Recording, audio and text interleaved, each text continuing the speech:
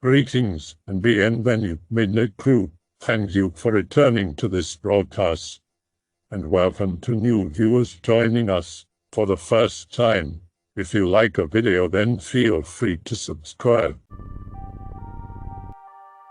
Share some stories that people that you know swear are true. I'll start. Early 50s. My grandfather was 6 years old. He was in the woods, watching over pigs. It was really foggy. Suddenly he sees a woman. She wore a dark robe and had long black hair. She was climbing up a tree like a monkey. He watched her as she disappeared in the foliage. Scared the hell out of him. No one believed him, of course. He swears it's true. I've got one, but it's a hand-me-down from my grandparents. My grandparents dating in the early 1950s in Dublin, Ireland. Granddad walking Nan home after being out dancing, about 5 minutes out from her house, after about an hour of walking, maybe a little more. Pretty built-up area nowadays, but back then it was super rural. Not too late, but very dark out, because winter in rural area, so no street lights. Both know the area like the back of their hands, so neither of them are uneasy. See the silhouette of a man in a long coat and fedora-type hat, m'lady, a little in the distance, just standing there. Again, neither are put off because it's a safe area in the 50s. Grandparents keep walking towards the guy because that's the way to Nan's house. A few feet away from the guy, he calls out, "Excuse me, do you have a light?" Granddad used to smoke at this stage, so he starts fumbling in his pocket for his matches. As they get closer and can see him a bit better, Nan notices he doesn't seem to have any feet, just a hovering trench coat. Granddad is still fumbling for matches, so he doesn't notice anything. Nan doesn't quite know what to do, so she just links Granddad's arm and keeps her mouth shut. Granddad still hasn't noticed. Granddad finally has the matches, but he was super poor with no gloves, so his hands are freezing, and he's struggling to light a match for the guy. The guy says, "May I?" and takes the matches without waiting for a reply. Strikes a match, and it lights. His face is visible for the first time. A furry brown face with a pig nose and bright red human-shaped eyes. My grandparents say nothing and just start running and don't stop until they get to Nan's house. They discuss what just happened and confirm they both saw the same thing. Nan tells Granddad about the whole no-feet thing. He throws up. Nan's two older brothers have to walk him home. Nan's ma'am insists it was a demon. Her family has apparently had trouble with demons in the past. Wish I had more information on this. They never see him again, anticlimax. They told me this story a lot as a kid. Who knows if it's true or not, but it's pretty crazy that it still gave my granddad jitters, and he stuck by his story right up until he died last year. Nan sticks by the story too, but is less freaked out about it because she's very in tune with paranormal shite. Any other paranormal stories with your grandma? It sounded like there were. Yes, actually. Her family seems to be rife with that shit. Unfortunately, nothing I remember with too much detail. She's had a run-in with what she seems to think was a banshee around the same path where she saw a pig face. She also has this thing that she calls the 3 knocks. She's woken up during the night by knocking on her window, always in groups of 3. 1, 2, 3, 10 to 15 seconds of silence, 1, 2, 3, and so on. She used to check to see who it was, but there was never anyone there, so she doesn't even bother checking anymore. But within 48 hours of this happening, someone she knows passes away. Now, I'd definitely be one to call bullshit on this, but I grew up living with her, and there were so many occasions of her coming down in the mornings looking wreck and telling us she heard the knocks, and like clockwork within the next day or two, we'd get the news that someone was gone. The most noticeable was my granddad's death last year. It was very sudden. He was hit by a truck coming home from work and was killed instantly. She had said only a few hours beforehand to my auntie, who still lives with her to help out, that she had heard the 3 knocks, and they were much more delicate and almost sadder than usual, and she didn't know what that meant. I've asked her about this a lot, because it's actually the strangest thing she's spot on every damn time. Apparently the knocking is never angry or frightening or aggressive, more just gentle rapping. It never continues in its groups of 3 for more than a minute or 2. It doesn't happen at a specific time during the night or anything. My granddad could never hear it. This is a longer one. 1890s, Bosnia. The village is situated in between some wooded hills. Everyone has land, farms, orchards on the hills. Work there during the day, come down to the village to sleep.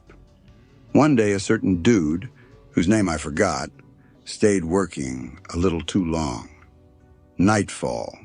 He gets on his horse and started on home. The path to the village leads beside a graveyard. He forgets to cross himself while passing it, like any good Christian should. Not long after, he hears a lamb bleating.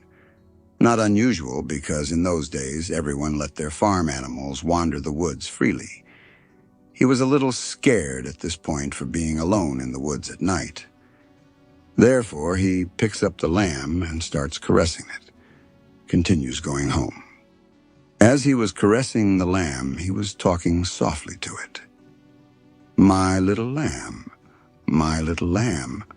Suddenly the lamb looks at him, spooky red eyes, and says back in a death metal voice, "My little lamb." The villager freaks out and throws the lamb to the ground. The lamb gets back on the horse and throws him to the ground. The villager again throws the lamb off and gets back. The lamb throws him off. The villager gets back. On and on for hours. Every time he throws the lamb off, it gets back. The villager guy started feeling his energy leaving him. Just as he threw off the lamb for the last time with his last atoms of strength, a rooster sounds off. The lamb looks at the villager and says, "Pray and thank God and that rooster. If he didn't sound off, you would have been mine tonight." The guy gets home, sleeps for 3 days, tells the story in a feverish tone in between sleep breaks, dies. Now, the villager in question was a neighbor of my great-great-grandmother, who told this story to my grandmother, who told it to me. Apparently absolutely true. I've got a semi-spoop I can share. Live near downtown San Diego. About an hour northeast is a little shithole rural town called Julian. My uncle by marriage owns a little land with a ranch and guest home in Julian, staying there with family in the guest home. The house is old, like pre-World War II, never been remodeled old. Has an old stable where he kept 2 or 3 horses. 2 a.m. Go downstairs to get water out of a pitcher in the kitchen. No real refrigerator. Hear galloping outside of the home, not terribly loud, but noticeable. Am a coward, so didn't go outside to look, but crept up to the window to peek. See a man riding a horse on my uncle's pasture around the field. Assume it's my uncle, but still confused because it's the middle of the night and both houses' lights are off. I end up saying fuck it and walk outside and yell, "Pete, why the fuck are you riding this late?" The rider stops the horse on a dime. It was actually extremely unnatural looking how quick he stopped, like I'm talking 1 second, dead stop. See the rider look at me. He hits the horse to go, and jumps like 15 feet in the air over the fence surrounding the land. The gallops are gone in like 3 seconds. I asked my uncle the next day, and he nonchalantly told me that was the ghost of the previous owner of that ranch. His name was Anthony something. He was a rodeo star around those parts, and another part of San Diego called Lakeside. He never said he caused any harm, just wanted to practice for his rodeo beyond the grave. This one came from my dad. Rest his soul. My father experienced many strange things throughout the course of his young life. He was able to recall these occurrences in vivid detail up until his death. He'd only discuss it when he had been drinking, and his demeanor became more dark and serious every time he recounted. 8 to 10 years old, 1960-something, living in a small, old shithouse with his single mother. Most nights he slept fine, but others were hell. He told me some nights something would sit at the foot of his bed. He never heard footsteps, but he said his ears would start ringing loudly, and an indentation would form right at his feet. He said he would lay there for hours with his eyes closed, but it only went away when my grandmother got up for whatever reason. She was a terrible insomniac all her life. He said he was afraid of going to bed every night, so he'd basically get beaten into it. He never knew when it would come back. He never knew why it sat with him. Always told me he doesn't like to think about it. Luckily, they were only there for a few months. Never happened again. My grandmother confirmed shortly before she died that my dad complained to her about this. She said she didn't believe him at the time and was genuinely surprised that he still remembered and told me the story. My uncle has a Bigfoot story. In his late 20s, visiting Bluff Creek with two childhood friends, drove out in a beat-up station wagon one of them had since college. My uncle just got out of the Navy, graduated university with a computer science degree, got married, had 2 daughters, and became a complete conspiracy nut. They were camping nearby and wanted to hike the area to see if they could recreate the Patterson film. Mostly just turned into 3 young adults fooling around and getting drunk. That night they are back at their tent and heading to bed when they hear cracking twigs around the site. One of the guys brought a dog, and the dog is half snarling and half cowering. It runs into an open tent the second it has a chance. My uncle heads out with his gun and asks who's out there. His friends are over each of his shoulders, quietly waiting. There's no response. My uncle asks again who's there. Nothing. Finally, he asks one more time and threatens to shoot into the trees. There's a sudden snap as they hear a huge tree branch crack and then a thud right into the ground. There is a clear silhouette of something just by the tree line. My uncle fires his gun off into the air to spook whatever it is. It gets quiet, and they can quietly hear twigs snapping further away from their location. All 3 discuss whether they should get the dog and follow whatever it was. They all agree and go back into their tents to get geared up. The dog is refusing to budge and whining in the corner. The owner says he'll stay behind with the dog. My uncle and the other friend basically say fuck it and decide to stay too.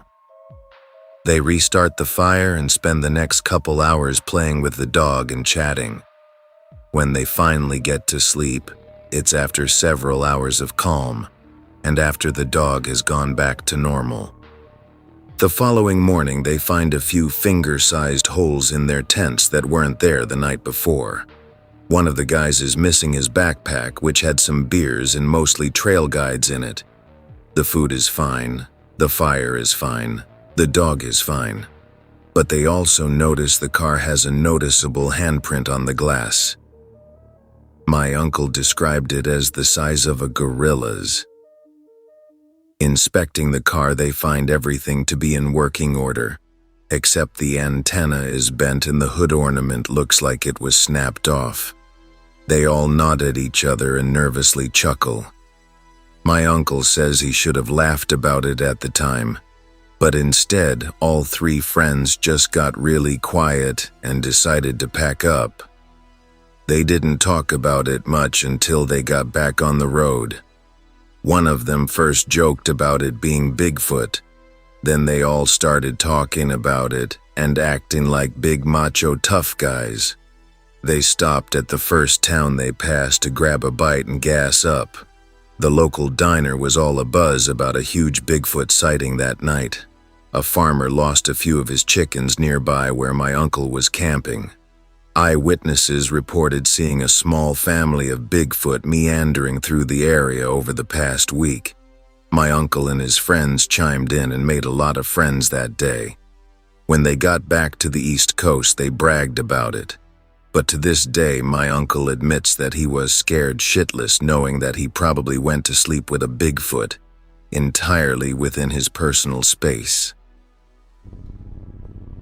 A ton of unnerving shit went down in the house I grew up in. The majority of the stuff that happened was your run-of-the-mill, things like stuff disappearing and then turning up in weird places, hearing voices, being grabbed, feeling uneasy in certain rooms, temperatures dipping, the usual. My childhood friend, who was over so much it was basically her second home, would sleepwalk at my house, but never in her own home. A few times I woke up covered in objects she had hurled at me in her sleep. A couple of incidents involved things that could have easily harmed me, like knives. Thank God they were butter knives at least. But other than that, it was mostly harmless, just bizarre. When I was a baby, my cousin stayed with us until he finished elementary school. He's always been the type that's spiritually attuned, and I could tell our house really made him uneasy, because when he would come to visit, it would be brief, and he would never go near the staircase that led up to the guest room and my bedroom, which one would have to pass by if they needed to use the bathroom. My mum told me that when he lived with us, he had seen a middle-aged man at the top of the staircase who stared at him for a moment before walking off into the guest room. Considering that was supposed to be his bedroom, you can understand why it made him so uneasy. Honestly, I couldn't stand going near that guest room either. I spent the majority of my time in that house bolting to and from my room, so I wouldn't have to linger around outside that bedroom too long. It was always cold and held this really ominous atmosphere, so much so that even guests in my house who hadn't been told about the room would express unease if we ever had to go into it to grab something. It became our makeshift storage room because the basement was out of the question due to constant flooding. But the scariest thing that ever happened to me in that house was when I was in grade school. I was having a slumber party with some friends, and we decided to sleep in the living room so we could have more space. I turned everything off in my room, locked the door, a hook-style lock because the door had warped out of the frame, and because we had pesky cats who pissed all over everything, and we all went downstairs. A little while into us hanging out, we heard some commotion upstairs. Everyone voted for me to go check it out, of course, since it was my house and all. We always hung a big blanket at the base of the stairs to control the temperature circulation, since it was such an old farmhouse. I remember being so terrified to open it and see what was behind it. No monsters were waiting for me behind the curtain, but at the top of the staircase I could see my room, door wide open with the lights on, and a faint noise coming from inside. At this point I told my friends what I saw, to which they egged me on frat boy style to just do it and go up the stairs. Inside there was nothing out of the ordinary. Nothing moved, no 666 painted across the wall in goat's blood. The sound was coming from the radio on AM frequency, which we all know no grade schooler in their goddamn right mind would have it set on. So needless to say, I turned shit off, locked up, and got the hell out of Dodge. I hit the bottom of the staircase, rounded the corner, and barely had time to catch my breath before my friends started freaking out and asking if I was all right. But before they could even get up out of their sleeping bags, we heard something very, very loud bolt down the stairs. I swear I felt the house shake and was petrified a few feet away from the staircase. I saw the blanket move as if something really had stopped abruptly right behind it, but I never mustered up the courage to check behind it. My friends and I spent the night huddled next to my mom's room with the door left ajar. Also worth noting, After I moved out for college, my sleepwalking friend told me that my mom had seen a woman drag herself across the floor from the landing of the staircase behind the couch she was sitting on. My mom said she didn't want me to find out because she didn't want to scare me. This is something a kid with actual mental health issues told me, but he swears up and down it's real and played me audio recordings and showed me images. It's too stupid to not share. My friend is 20 years old at the time, lives in a huge 100-plus-year-old colonial on the edge of the woods. Him and his father spend a summer converting the old servant's house into a garage and private music studio. His parents never go into the studio, and this kid practically starts to live in there. He ends up spending very late nights in the attic of this building just jamming out. He starts noticing when he comes in after work the instruments are getting moved. One day the door is locked from the inside and he has to break in. Finds all of his instruments pushed to one side of the room and his drums missing. No sign of forced entry, besides himself. Organizes the space and decides to camp out until morning. Wakes up to find all of the instruments were moved again while he was asleep. His parents don't believe him, so he sets up a camera when he goes to sleep that night. The camera statics and doesn't record anything from the hours of 3 a.m. to 4 a.m. Instruments were moved during that time. He decides to perform an exorcism because that is his immediate reaction, of course. Burns sage, lays salt, etc. to spook out the ghosts. That night his camera statics again, but there are voices asking him to get out when he watches the footage later. Has friends come over to spend the night with him, says they'll sleep in shifts. Nothing happens until it's his shift. He sees a blue orb flash in the corner of the room and a ghostly girl run down the stairs. The door makes a slamming noise but never was actually opened. He turns around and all the instruments are pushed aside again, not a single person witnessing it. He gives up and decides to just accept it. Completely moves into this studio permanently. Tells everyone how badass he is. Still 28 years old telling ghost stories. I felt bad for him. Moved to the country as a kid, walking around the property, exploring near a crumbling old house behind the new house. The old house is in what is now the shelter belt, treed area surrounding the lived-in part of the property. The old house is super creepy and gross. Feel like I'm being watched. Turn around. Small, furry, black thing with yellow goat's eyes staring at me. Speeds off faster than any creature I've ever seen before. Critter is the size of a rabbit or cat. Google for critters with sideways rectangular pupils and yellow eyes. Find out about puka and puka. Hateful creatures that can appear with goat eyes and black fur, similar to the black dog, almost always a bad omen. That school year was the worst of my life. I'm scared to look around when I'm in the woods and feel like something's watching now. Damn. Seeing this thread made me remember some creepy shit that went on at my house like 9 to 10 years ago. Me, 14 to 15 years old. Recently moved to a big-ass house my mom inherited from her great-uncle or some other distant relative. The house is like 50 to 60 years old, was built by some distant relative back when what's now my neighborhood was just some dirt roads and vacant lots. Was built in an old traditional Portuguese style with tall, square-shaped rooms and big-ass windows.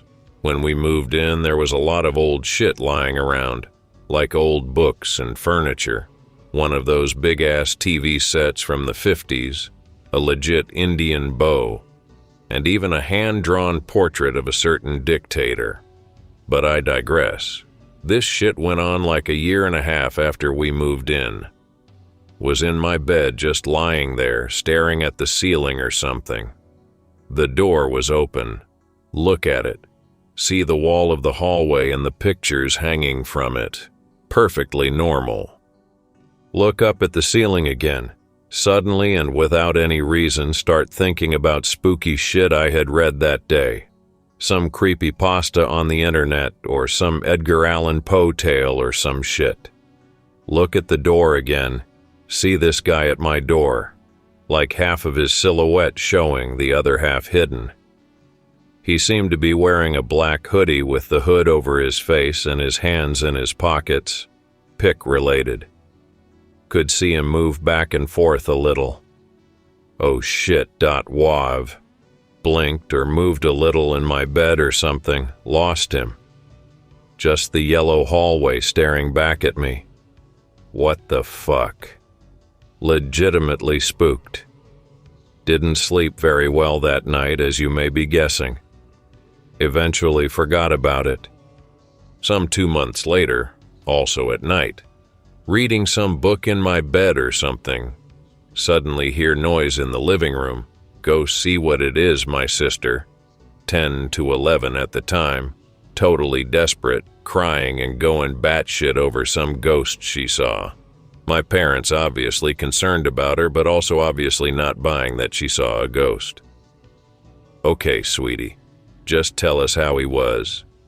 She tells them she saw a dude in a hoodie, staring at her from her doorway, and then when she blinked, he went away. They calm her down. I almost tell them I've seen it too, but decided not to. Would have only caused more desperation. Never did tell them. Eventually forgot about it. Not sure what it was. A ghost, a collective hallucination, my asshole older brother pranking us or whatever. I'm just absolutely 100% sure I saw that shit. It's not some super elaborate thing or anything, but back when I was in community college, the one computer lab had this weird thing that always happened. The layout in the lab was that it was several desktop computers with CRT monitors in several rows from the back all the way to the front. There were 3 doors, 2 on the right-hand side, assuming you're sitting at one of the computers, at the front and back, and 1 on the back wall on the left side, which led to either a closet or a different classroom. I forget which. Anyway, every day at I want to say around 2 to 3 p.m., so dead of the afternoon, no spooky nighttime shit, which is weird. There was this weird phenomenon where whatever this thing was, energy, ghosts, no idea, would come from the back door, diagonally through the desks, and out the front door on the right. Every person in the path of this got a brief chill, and all of the monitors along the path that were turned on, which was usually all of them since the machines were always in use or ready for student use, would degauss as this thing made its course. None of the monitors that weren't on this path ever degaussed on their own, and the monitors and computers that were never experienced any abnormal or frequent issues. It was a little spooky being one of the only people in there up at the front and hearing all the computers slowly make that staticky vssshh sound, 2 by 2, but nobody ever had any feeling of dread or anything. Just an odd little thing that would happen. I kind of miss the sound of a degaussing monitor nowadays, though, even with that weirdness. Chinese here. My grandfather told me this story. 1960s China. Entire country dirt poor. Most could not afford decent meals. My grandfather had a brother who robbed graves for a living. If you have ever been to China, there are ancient graves all over the countryside. The concept of mass graveyards didn't really exist until recently. You can find graves of the wealthy easily if you know some feng shui. Once said brother was breaking into a tomb. There was a coffin as expected. The usual procedure is to open the coffin and take all the valuables. However, as he approached the coffin, he started to notice some anomalies. The coffin seemed to be made of metal. What was more weird was that there was a small hole on the top, like pick related. The dude decided to get the fuck out because it was an ill omen or something. Even though it took balls to be in this business, all grave robbers were very superstitious and had a bunch of unspoken rules. Fast forward a few weeks, my great uncle is hanging out with other people in the trade. He brings up the weird metal coffin and asks if anyone knows what it was. An older, experienced grave robber starts to freak out. He tells my great-uncle those coffins were called whistles. There was a legendary grave robber at one point in Chinese history. He always pours a bowl of cow blood on a coffin before opening it. Whenever he came across a coffin where the blood seeps through the coffin instead of flowing off it, he knew it contained a non-human body, a demon or some other enigmatic entity. He would order his subordinates to remove the coffin from its tomb, smear wet clay over it, and then pour molten iron over it. The coffin is coated in metal save for a small hole on top, approximately where the mouth of the body would be. The coffin is then left in the sun for 3 days. After all preparations are made, he would reach into the coffin, through the hole, and retrieve any valuables with his extraordinary sense of touch. Meanwhile, his subordinates would hold a razor to his arm. He would give the order to amputate his arm if things went south, as his arm is in the hole. He never had to lose his arm, and he found the most valuable treasures in his career in these whistles. No one really knew if this legendary grave robber or the whistles existed. My great-uncle freaks out. He never went back to that grave. Not necessarily paranormal, just a crazy experience. Work Starbucks night shift, close at 12 a.m. Average night, lots of taxi drivers coming and going, but only like 2 people actually sitting in the place. Guy comes in, well-dressed, kinda good-looking, chats with us, real friendly, talks about the pastries and stuff. We make his drink. He talks for a while with us while we work. Not much to do on a slow night after all the prep work is done for the next day. Give him and the other 2 people in there free pastries near closing time. About 11:40, he checks his watch and leaves after thanking us. Not long after, we hear a commotion outside. Girl sitting closest to the window starts screaming. Same guy sprints past the store and off down the street. Police all over the area in minutes. We don't get to leave for hours. Following meeting with the police and finding out what had happened. The guy had left the shop and waited for a couple to cross the car park and approached them. Apparently, there had been a brief exchange between them. Then he had pulled a pistol and shot them both point blank in the head. Although 3 employees and 2 customers could give clear descriptions of him, and he was on camera, he was never identified. OK/X/ gonna post a weird and curious one my grandma told me. She heard this as a kid. Several decades ago, can't place the right time, but more than 70 years for sure. Back then, my town was a tiny village composed mostly of farms. My grandmother lived with her family. Her grandmother lived alone in a thatched house, about a 10 centimeters gap under the only door. A wood lock was all that kept it closed at night.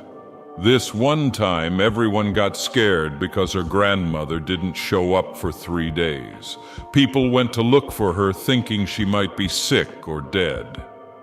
She was locked inside her tiny house, a huge gaping hole in the lower part of the door.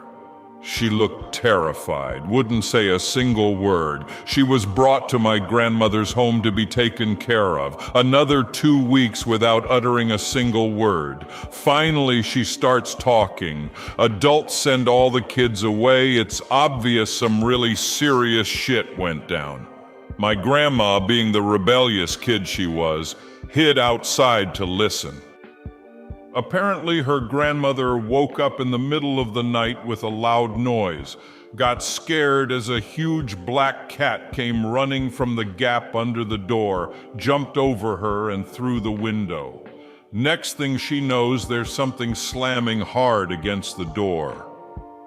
By then, she was about to jump through the window too, when she saw a huge tongue come from under the door, grab the underside of it, and pull a good chunk of wood from it. She froze in place and just watched in terror. The huge tongue came in several fast movements and destroyed parts of the door till the hole was huge. The tongue stopped, and then, I kid you not, a fucking black coffin came hovering through the hole. It flew over her and through the window in the same direction as the cat. She thought it was a ghost or the devil chasing after the cat. The family called a priest to bless the living shit out of everything and everyone on the farm and in her house. She never went back to live alone. I hope that you enjoyed tonight's broadcast. If you enjoyed tonight's story, then please subscribe to the channel, as more Greentext will appear daily. A new broadcast will appear when the clock strikes midnight Central Time.